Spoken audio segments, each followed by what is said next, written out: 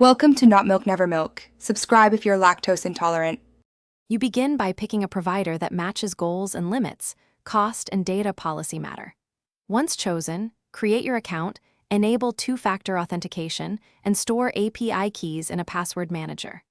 Next, assemble representative prompts, example inputs, and clear success metrics like accuracy or response time. Do this now so you avoid backtracking later. If you're using an API, test a single minimal request to confirm connectivity, and make sure billing is set up to prevent. You now configure the model and parameters. Choose temperature for creativity, set max tokens, and apply rate limits.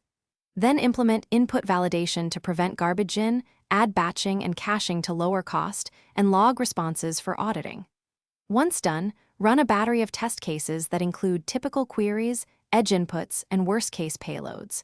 Make sure to measure latency and error rates, and iterate on prompts or parameter settings until performance hits your predefined success metrics.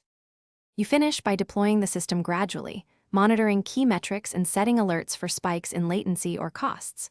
If calls fail, use retry logic with exponential backoff and a safe fallback response so users aren't blocked. Make sure to present clear, actionable error messages to users while you investigate. Regularly review logs and update prompts or model choice as usage evolves, and enforce cost caps. If things go wrong, check API keys, quotas, and recent prompt changes first. Thanks for watching. If this was helpful, leave a like and consider subscribing. See you next time.